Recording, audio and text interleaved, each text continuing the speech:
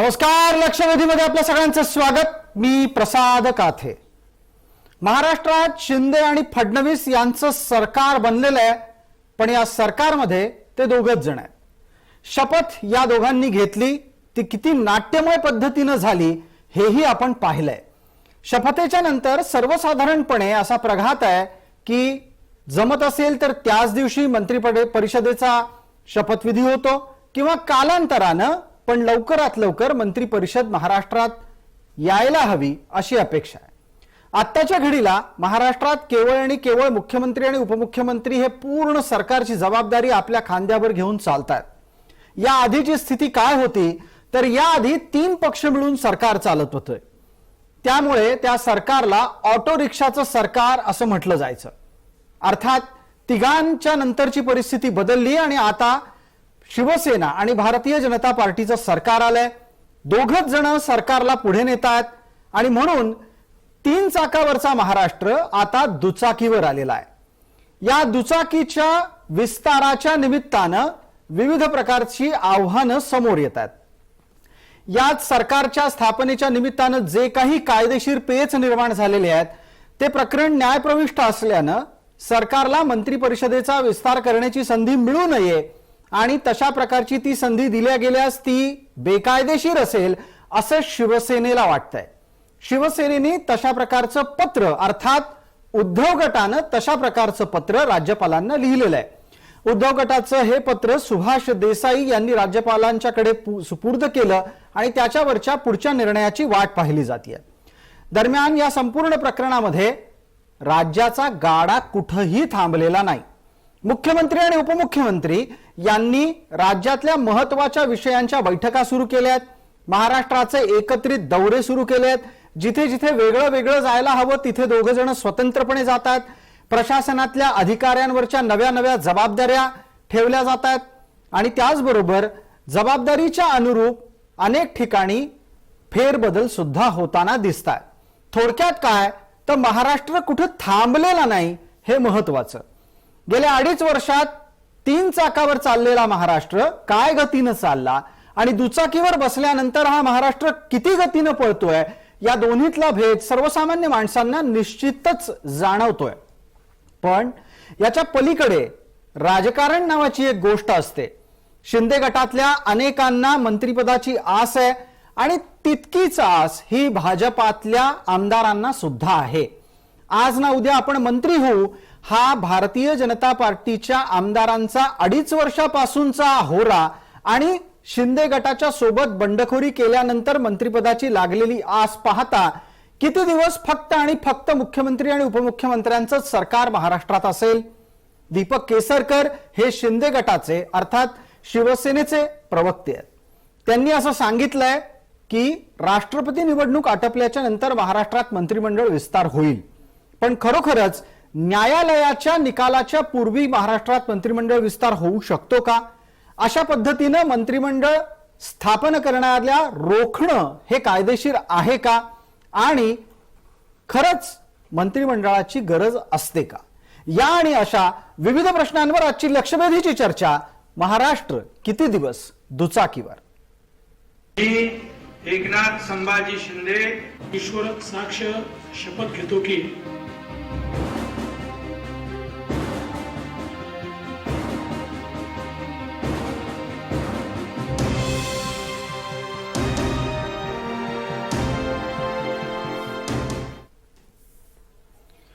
या चर्चेमध्ये आपल्यासोबत सहभागी होणाऱ्या मान्यवरांचा मी आपल्याला पटकन परिचय करून देतो. आपल्यासोबत भारतीय जनता पार्टीच्याकडून प्रवक्ता प्रतिनिधी या नात्यानं गणेशजी हाके आहेत.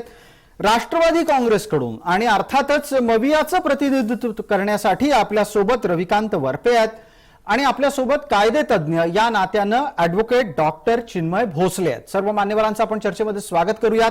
माझा पहिला मुद्दा रविकांत वरपे आपल्याला आहे. रविजी, ज्या पद्धतीनं नव्या सरकारला मंत्रिपरिषद सुद्धा स्थापन करू देऊ नये असं पत्र आपण लिहिता, अर्थात मवियाच्याकडून ते लिहिलं जातं, तुमचे प्रदेशाध्यक्ष जयंत पाटील सुद्धा त्याचं समर्थन करतात. हे योग्य आहे का? हे कायदेशीर आहे का? तुमच्या लेखी ही भूमिका राजकीय आहे का कायदेसम्मत आहे? रविजी. एकतर हे जे बंडखोर आमदारांना घेऊन भारतीय जनता पक्षाने जे सरकार स्थापन केले त्याला दुचाकीचं सरकार म्हणण्यापेक्षा ते बेकायदेशीर पद्धतीने सत्तेवरती आलेलं सरकार आहे.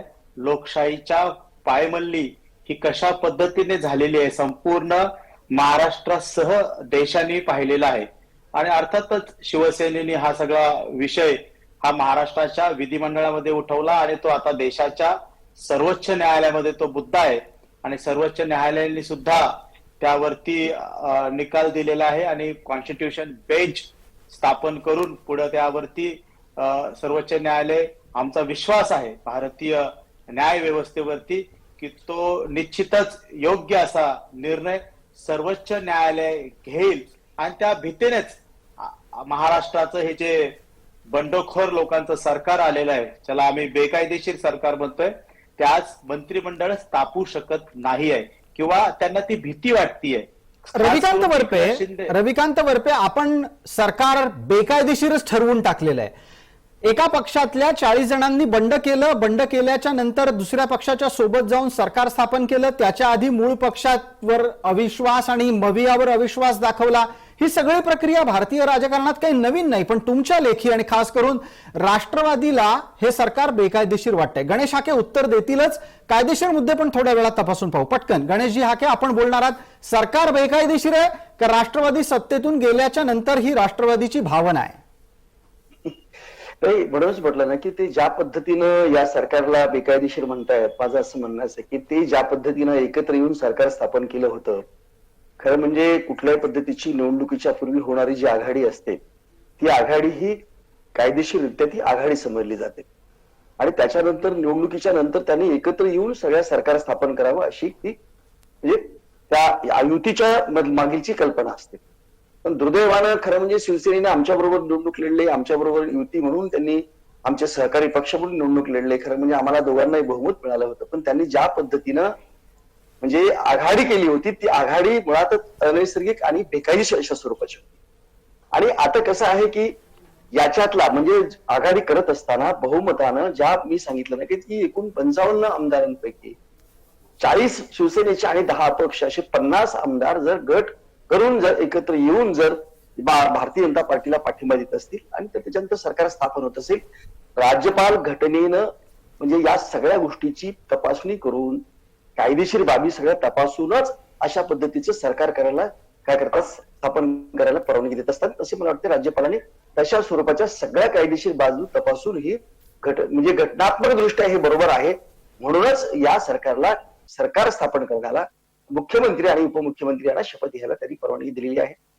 आणि 2 गोष्टी आहेत की तुम्ही जे म्हणालात ना की कोर्टाच्या निर्णयाच्या साठी थांबलोय आम्ही, कोर्टाचा काय निर्णय येईल म्हणून सरकार स्थापन म्हणजे बाकीचे मंत्रिमंडळाचा विस्तार केला जात नाही वगैरे, आज अजिबात असं नाहीये. गणेशजी एकच मिनिट. गणेशजी या मुद्द्याला पुढे नेऊच यात, पण त्याच्याच जोडीला एक आणखीन मुद्दा असा आहे की तुमच्या लेखी मंत्री परिषदेचा विस्तार टळण्याचं कारण काय? आणि कसं आहे प्रसादजी, 2 गोष्टी आहेत की मुळात मंत्री आपण आतापर्यंतच्या महाराष्ट्राच्या इतिहासात बघ अनेकदा 2-2, 3-3 टप्प्यामध्ये मंत्रिमंडळाचे विस्तार झालेले आहेत. 6-6 महिन्यांनी झाले, 3-3 वर्षांनी झाले, 4-4 वर्षांनी झाले. मग मला सांगतो की याच आमच्या युतीच्या सरकारच्या संदर्भात अशा पद्धतीचे म्हणजे वेगळ्या पद्धतीच्या म्हणजे चर्चा करण्याचं कारण काय आहे? पण आता दिवस होऊन काही त्याला 4-2 महिने झालेत आणि मग सरकार स्थापन होत नाही असा थोडाच भाग आहे. आणि आमचे जे आपण म्हणलात तर केसरकर हे जे शिंदे गटाचे प्रवक्ते आहेत त्यांनी जे सांगितलं की ते खरं आहे की उद्याच्याला आता म्हणजे राष्ट्रपतीच्या 18 तारखेला मतदान आहे आणि मतदानाच्या आमच्या दृष्टिकोनातून या देशाच्या राष्ट्रपतीची निवडणूक ही अत्यंत महत्वाची आहे इथल्या मंत्रिमंडळाच्या विस्ताराच्या पेक्षा. आणि मंत्रिमंडळ नाही म्हणून आमचे मुख्यमंत्री आणि मंत्री उपमुख्यमंत्री मला सांगतो की अत्यंत म्हणजे ज्या दिवसापासून त्यांनी शपथ घेतली त्याच दिवशी पासून प्रत्यक्ष दिवशी जसं म्हणजे ओबीसीच्या बिलकुल आपण एकदा एक संधी पटकन रविकांत वरपे यांना देणार आहोत. रवीजी, आपण पाहताय गेल्या सरकारमध्ये अजितदादा पवार ज्या दिवशी आले त्या दिवशीपासून त्यांनी जो कामाचा धडाका लावला होता त्याच्यापेक्षा जवळपास एखाद पाऊल जास्त धडाका आत्ताच्या मुख्यमंत्री उपमुख्यमंत्र्यांचा तुम्हाला दिसत नाही का? अहो, तुम्ही तर कौतुक केलं पाहिजे की हा मुख्यमंत्री अजिबात घरी बसलेला नाहीये. या मुख्यमंत्र्यांनी पहिल्या दिवसापासून बैठका सुरू केल्या, उपमुख्यमंत्री पण तितक्याच वेगानं काम करतायत. याचं आपल्याला कौतुक आहे का? नाही, मला तर उलट जास्त कौतुक आहे की मी पहिलं सरकार बघतोय ते एका फोन एक सुद्धा सेकंद वाया जाऊन देत नाही. एका फोनवरती कलेक्टरला फोन करतायत. पेट्रोल डिझेलची आम्ही स्वस्त करू अशी घोषणा या सरकारने केली, त्याचा GR आतापर्यंत निघालेला नाही. वारकऱ्यांच्या टोल माफीचा निर्णय मुख्यमंत्र्यांनी घेतला, साक्षात सगळ्यांना टोल भरावा लागला. इतकं गतिमान प्रशासन गेल्या 12 दिवसापासून महाराष्ट्राचं जनता पाहतेय. गणेश हाकेंचा एक निषेध केला पाहिजे. राष्ट्रपतीची निवडणूक महत्वाची आहे, पण महाराष्ट्राच्या जनतेला देखील पालकमंत्री हवेत, देखील मंत्रिमंडळ हवेत. 20 जिल्ह्यात मला रवीजी आपण हा मुद्दा एक तांत्रिक दृष्ट्या महत्वाचा काढला. तुम्हालाच विचारायचं आहे, पालकमंत्री असले तर काय होतं, पालकमंत्री नसले तर काय होतं? म्हणजे अर्थात पडद्यामागे काय होतं हे आपल्याला सगळ्यांना ठाऊक आहे. यंत्रणेत पालकमंत्री असला काय नसला काय, तसं पाहायला गेलं तर तुमच्या लेखी पालकमंत्री हे घटनात्मक पद आहे. रवीजी आपल्याला विचारलं. बघा, पालकमंत्री हे पद इतकं महत्वाचं असतं. त्या जिल्ह्यामध्ये जरी कलेक्टर जरी जिल्हाधिकारी जरी असले तर त्या जिल्हा अधिकाऱ्यांना अंमलबजावणीचे अधिकार असतात. घटनात्मक असतं का? तुम्हाला काय प्रश्न विचारले? तुम्हाला माहित असेल तर माहिती म्हणून सांगा. जुजबी माहितीच्या आधारावरती तुम्ही आपल्या चर्चा करत जाऊ नका. मी तुमच्यामध्ये बोललेलं नाहीये, समजून घ्या. जुजबी माहितीवरती बोलायचं नाही, अभ्यास करून यायचं. गणेश हाके इथं त्याच गोष्टीवरती बोलायचं नाही. तुम्हाला त्या वेळात काढावं की काय असं वाटायला? ज्या पद्धतीने तुम्ही चर्चा करायला लागला. पालकमंत्री ह्या त्या जिल्ह्याच्या प्रशासनाचा, कलेक्टर जरी प्रशासनाचे प्रमुख असले तर त्या जिल्ह्यामध्ये काही धोरणात्मक आपत्कालीन स्थितीचे निर्णय घेण्यासाठी सरकार आणि जिल्हा अधिकारी कार्यालय याच्यामध्ये दुवा आणि समन्वयाचं काम आणि धोरणात्मक निर्णय घेण्याचं काम पालकमंत्री करतात. आज 20 जिल्ह्यामध्ये मुसळधार पाऊस आहे. शेतीची जमीन वाहून गेलेली आहे. गडचिरोलीची, भंडाऱ्याची, गोंदियाची परिस्थिती भयावह झालेली आहे. कोकण, मुंबईसह पुण्याला रेड अलर्ट दिलेला आहे. काही ठिकाणी ऑरेंज अलर्ट आहेत, काही ठिकाणी येलो. पण रविकांतजी एकच मिनिट. आपल्याला मुद्दा मी पालकमंत्र्यांच्या बद्दलचा विचारला होता. तुमच्या लेखी पालकमंत्री सत्तेत असायला पाहिजेत, पालकमंत्र्यांची निर्मिती झाली पाहिजे, प्रशासनाला हाकण्याच्यासाठी तिथे कोणीतरी एक जबाबदार आणि लोकप्रतिनिधी स्वरूपातला माणूस पाहिजे, हे सगळे तुमचे तर्क आहेत. पण तुम्ही म्हणालात गडचिरोलीच्या पूरस्थितीच्या बाबतीत सरकारला चिंता आहे की नाही, किंवा त्याबाबत तुमचं मत मांडलं. प्रत्यक्ष मुख्यमंत्री, उपमुख्यमंत्री तिथे जाऊन आले. त्यांनी तात्काळ संबंधितांना तशा ज्या काही सूचना पूरग्रस्तांच्या बाबतीत द्यायच्या आहेत त्या दिल्या. त्याच्या अनुषंगानं प्रशासन गतिमान करण्याचं त्यांचं काम चाललेलं आहे. अडतंय कुठं हे सांगा. प्रत्येक ठिकाणी मुख्यमंत्री आणि उपमुख्यमंत्री जर फिरायला लागले तर राज्याचं प्रशासन एका ठिकाणी बसून सगळ्या महाराष्ट्राला कोण वेळ देईल, त्याच्यासाठी पालकमंत्री असतात. प्रत्येक जिल्ह्याचे निर्णय घेण्यासाठी मुख्यमंत्री आणि उपमुख्यमंत्री जर फिरायला लागले तर या महाराष्ट्राचा गाडा चालणार नाही. प्रसादजी यांनी जे 2.5 वर्षामध्ये जे सरकार चालवलंय ना, ते इथं घरात बसून सरकार चालवलंय. त्यामुळे त्यांना ना की हे आमचे मुख्यमंत्री, उपमुख्यमंत्री जे फिरतायत ना, आणि घरात बसून सरकार चाललं. अहो कशाला मला सांगा, वरते तुम्हाला खरं तर बोलायला तोड नाही. तुम्ही ना खरं ना तुम्हाला बोलायला काहीतरी वाटलं पाहिजे. तुमचा मुख्यमंत्री गेल्या 2.5 वर्षामध्ये महाराष्ट्रामध्ये एवढी संकट आली आणि एक दिवस ते बाहेर पडला नाही, घराच्या बाहेर पडला नाही. वर्षाचे मातोश्री गौरव मुख्यमंत्री भुजबळ साहेब त्या जिल्ह्यामध्ये दखल धरून होते. तुम्ही काय सांगताय? महाराष्ट्राचं तुम्ही 2.5 वर्षात काय लावलं तुम्हाला माहितच सगळे. तुम्ही तुमच्या सरकारने सगळा भ्रष्टाचार केला. पालकमंत्री पैसे खात राहिले, मंत्री पैसे खात राहिले आणि 2.5 वर्षामध्ये महाराष्ट्राला लुटलं तुम्ही. बरं का, लुटण्याच्याशिवाय दुसरं विकासाचं एक काम केलं नाही. सगळ्या कामांना स्थगिती दिली, एक विकासाचं काम केलं नाही. लुटलात फक्त लुटलात. आणि तुम्ही गेली 50 वर्ष लुटायला तुम्ही लुटायलाच सत्तेवर लुटण्यासाठी. महाराष्ट्राच्या सरकार असताना आम्ही 32 लाख लोकांना 20,000 कोटीची कर्जमाफी केली. नियमित कर्ज भरणाऱ्याला 50,000 रुपये आम्ही दिलेले आहेत. काय सांगताय तुम्ही? तुम्हाला पैसे द्यायचे नव्हते, 50,000 देण्याचा निर्णय तुम्ही केला. निर्णय कधी घेतला आणि तो तुम्ही देण्याचा निर्णय कधी घेतला? तुमच्या या असल्या गोष्टीला शिवभोजन थाळीच्या माध्यमातून ज्याचा रोजगार गेलेला आहे, ज्याला काही घरात कमवता येत नव्हतं, अशा एक माणसाला तुम्ही खाऊ मिनिट मला दोन्ही प्रवक्त्यांमध्ये हस्तक्षेप यासाठी करावा लागतोय. आपल्यासोबत कायदेतज्ञ आहेत ऍडव्होकेट डॉक्टर चिन्मय भोसले. काही तांत्रिक कारणांमुळे मगाशी त्यांचा संपर्क बाधित होत होता. आपण त्यांनाही चर्चेत सहभागी करून घेऊ आणि या सगळ्या तांत्रिक मुद्द्याला कायदेशीर काही आधार आहे का ते तपासून घेऊयात. ऍडव्होकेट डॉक्टर चिन्मय भोसले, माझा आवाज आपल्यापर्यंत नीट पोहोचतोय अशी अपेक्षा आहे? हो, पोहोचतोय. जी, मुद्दा इथे असा उपस्थित झालाय, विरोधकांना असं वाटायला लागलंय की फक्त आणि मुख्यमंत्री आणि उपमुख्यमंत्रीच कसे काय सरकार चालवू शकतात. सरकार चालवण्यासाठी त्यांच्यासोबत मंत्रिपरिषद हवी. या मंत्रिपरिषदेच्या माध्यमातून प्रशासनाला गतिमान करण्याचं काम व्हायला हवं. आणि आधी जी महाराष्ट्राची अवस्था रिक्षात चालण्याची होती ती आता बाईकवर सुसाट वेगानं चालतीये. ते कसं काय चालू शकतं, असे विविध प्रश्न आहेत. विरोधकांच्या या मुद्द्याला भावनिक बळ आहे की कायदेशीर आधार आहे? त्याला जास्त भावनिक बळ आहे, कायदेशीर आधार नाही यातला भाग नाहीये. परंतु कायद्यामध्ये जरी ह्या ज्याला आपण मंत्रिमंडळाचा विस्तार म्हणतो, तर त्या कॅबिनेटला हे संविधानिक पद सगळी असल्यामुळे कायद्यामध्ये देखील त्याला आधार नक्कीच आहे. परंतु असं देखील कुठे नमूद नाही की अमुक नंबरचे जर तुमच्याकडे मंत्री नसतील तर सरकार चालवता येणार नाही. असं देखील कुठे स्ट्रेट जॅकेट फॉर्म्युला तसा कायद्यामध्ये नाहीये. परंतु हे जे दुसरं भावनिक त्याला जे मत आहे ते सुद्धा म्हणणं जरा टू बी व्हेरी ऑनेस्ट थोडंफार फारफेच्ड आहे की दोनच लोक आपला अख्खा महाराष्ट्र चालवतील. तसं असतं तर आपल्याकडे कॉन्स्टिट्युशनल पोस्ट ह्या वेगवेगळ्या कॅबिनेट मंत्र्यांच्या ह्या नसत्या.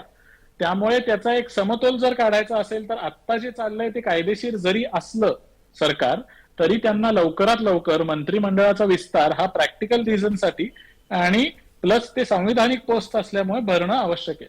बिलकुल, आपण दोन्ही गोष्टींच्या बाबतीत सुस्पष्ट भूमिका केली की मंत्री असायला हवेत, मंत्री राज्य चालवायला लागतात आणि तशी घटनात्मक रचना आहे.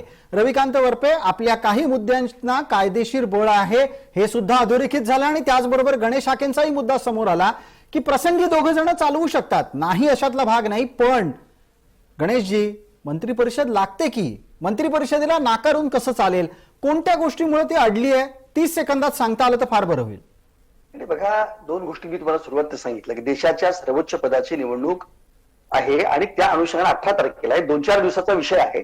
मला असं वाटतं की 2-4 दिवसामध्ये काही फार मोठं असं मंत्रिमंडळ झालं नाही लगेच ते काही सगळ्या गोष्टी म्हणजे, कारण शेवटी पॉलिसी डिसिजन्स किंवा कुठल्याही पद्धतीचे धोरणात्मक किंवा मदतीच्या स्वरूपातले निर्णय हे मंत्री आपल्या मुख्यमंत्री आणि उपमुख्यमंत्री घेऊ शकतात आणि घेणं सुरू आहे. शेवटी प्रशासनच हे सगळ्या काम करत असतं आणि प्रशासनाला तशा स्वरूपाचे आदेश दररोज म्हणजे मान्य मुख्यमंत्री आणि उपमुख्यमंत्री देत आहेत.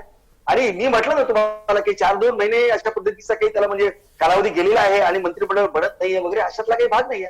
2-4-5 दिवसाचा ठीक प्रश्न आहे, आहे. आपण सांगू पाहतात की 2-4 दिवसांमध्ये हा विषय पूर्ण होईल. थोडक्यात काय तर राष्ट्रपती निवडणुकीच्या नंतर राज्यामध्ये मंत्रिमंडळाचा विस्तार झालेला दिसेल. तुमच्याकडून तुमचा हा शब्द समोर आहे, लोकांनी तो ऐकलेला आहे. मुद्दा माझा पुढचा तांत्रिक आणि कायदेशीर आहे. डॉक्टर चिन्मय भोसले आपल्यासोबत आहेत, कायदेतज्ञ आहेत. ऍडव्होकेट डॉक्टर चिन्मय भोसले, मला सांगा आणि त्यानिमित्तानं प्रेक्षकांनाही आपण ही गोष्ट पोहोचवूयात की प्राप्त स्थितीमध्ये जर समजा कायद्याच्या प्रकरणातली एखादी अडचण समोर ठेवून या सरकारच्या बाबत न्यायप्रविष्ट प्रकरण आहे असं म्हणून मंत्रिपरिषद विस्तार होऊ देऊ नका असा आग्रह जर समजा एखाद्या राजकीय पक्षानं राज्यपालांसमोर ठेवला तर तो घटनासम्मत आहे का?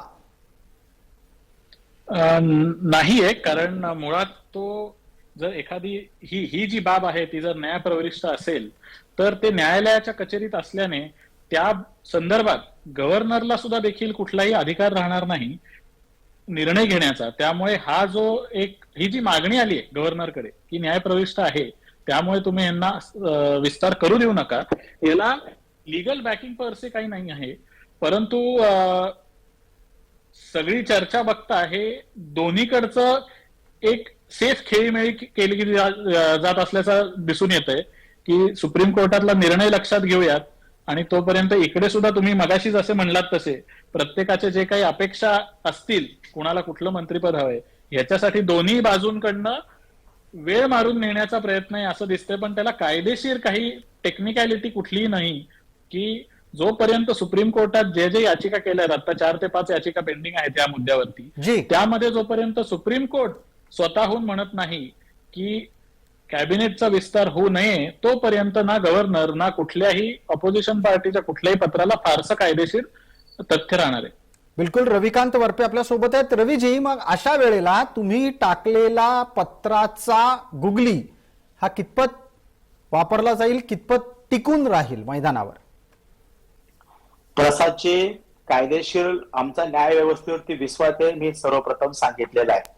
आणि आम्हाला पूर्ण खात्री आहे की जेव्हा सर्वोच्च न्यायालय हे कॉन्स्टिट्यूशन बेंच तयार करेल, खंडपीठ तयार करेल, तेव्हा खंडपीठाच्या समोर महाराष्ट्राच्या विधानसभेचे पहिला व्हीप, त्या व्हीपचा विचार केला जाईल. त्या व्हीपच्या अगेन्स्ट शिवसेनेच्या आमदारांनी कशी वर्तणूक केली जाईल त्याचा देखील विचार केला जाईल. ज्या पद्धतीचं सरकारचा विधानसभा अध्यक्षाची निवडणूक झाली किंवा 3 जुलैचा जो विश्वासदर्शक ठराव झालेला आहे, त्याचं जे मतदान झालेलं आहे, ती सगळी प्रोसेस, दोन्ही पण विधानसभा अध्यक्ष आणि सरकारचा विश्वासदर्शक ठराव, त्याचं सगळ्यांचं व्हिडिओ चित्रीकरण केलेलं आहे. त्याच्यामध्ये उपाध्यक्षाचा कामकाजाचं त्या सगळ्या निर्णयाचं चित्रीकरण केलं जाईल, कारण की ते सगळ्यात महत्वाचे पुरावे आहे. निश्चित ते सुप्रीम कोर्टाच्या समोर जेव्हा ठेवलं जाईल, आणि निश्चितच एकनाथ शिंदेना ते माहिती आहे की जेव्हा हे सगळं ठेवलं जाईल त्यावेळेस, कारण की त्यांचा एक जो गट आहे त्या गटाची त्यांनी मान्यता. रवीजी, याला सगळ्या गोष्टी तुम्ही कायदेशीर दृष्ट्या स्थिर आहेत अस्थिर आहेत असं सांगतात.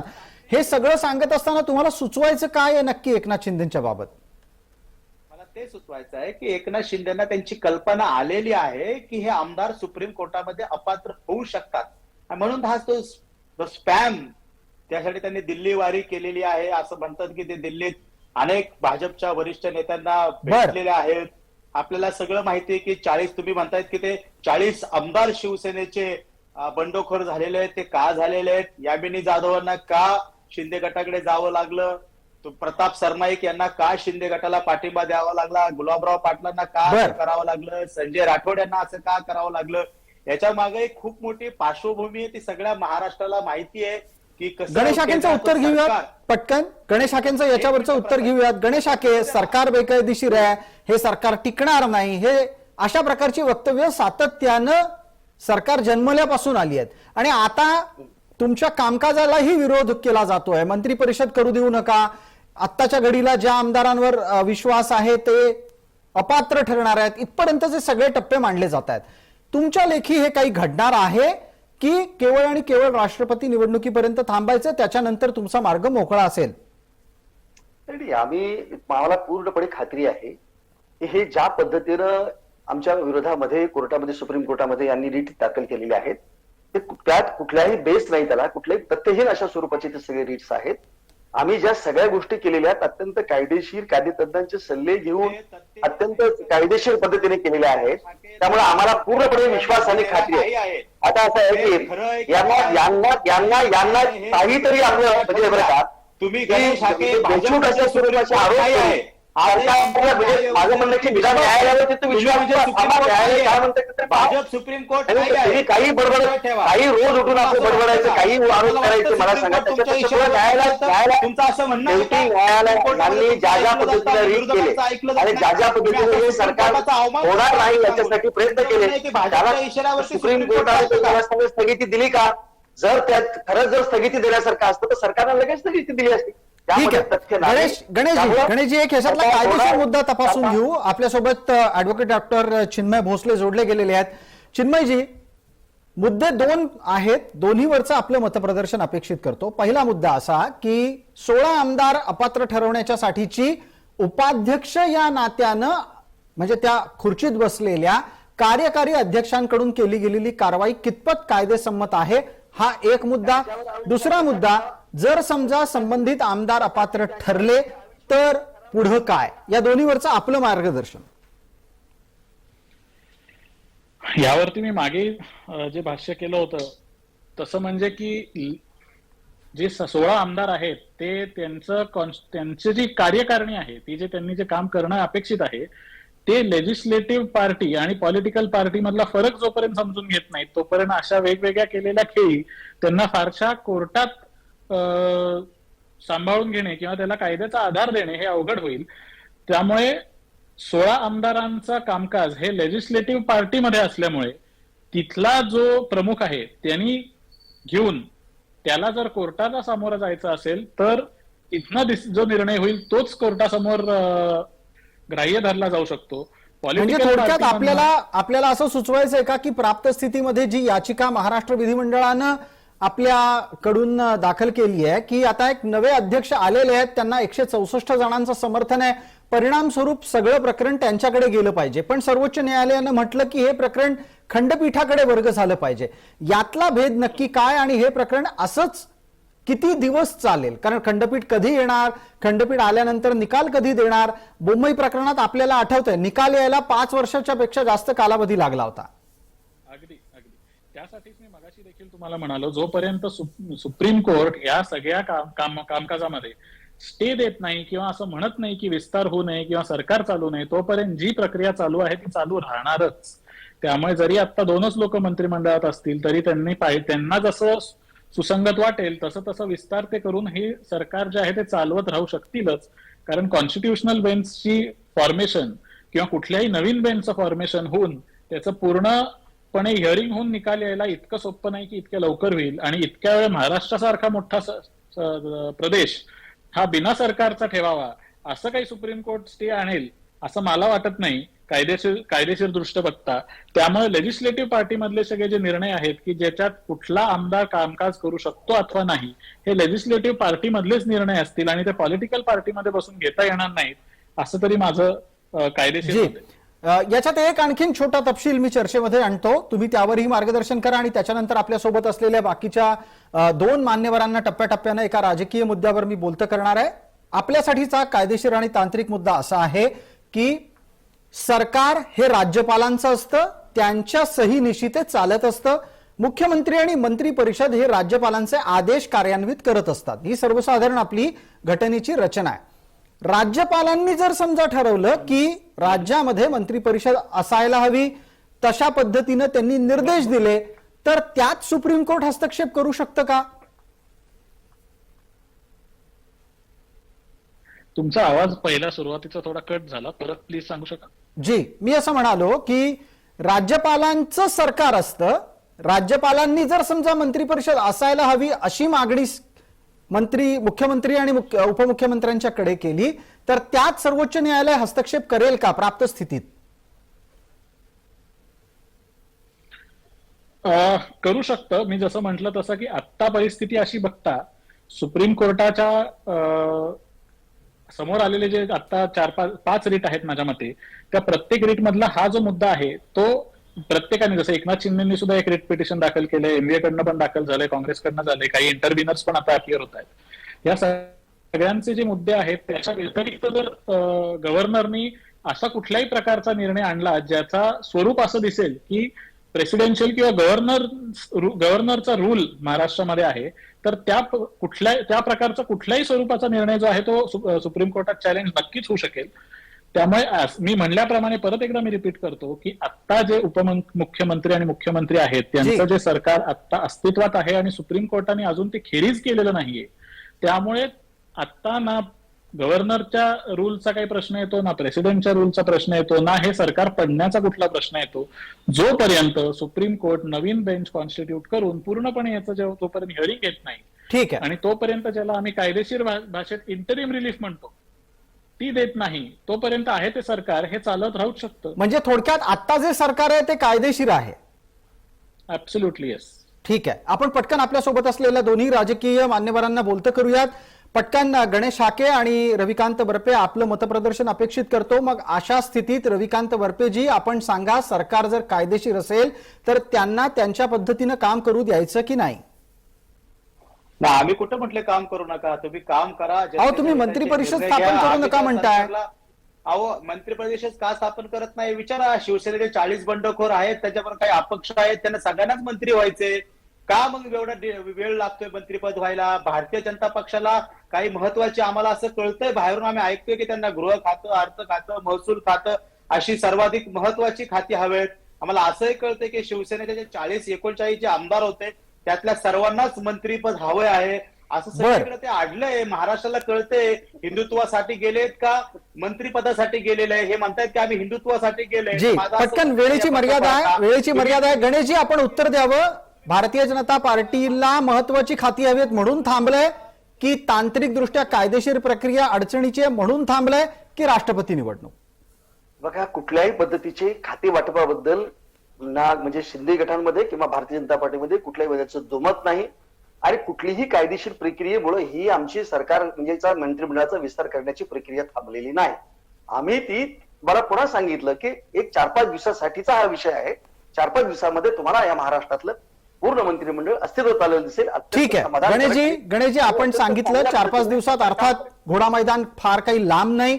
राष्ट्रपती निवडणुकीच्या नंतर कदाचित आपल्याला परत एकदा या मुद्द्यावर भेटावं लागेल की नाही ते काळ ठरवेलच.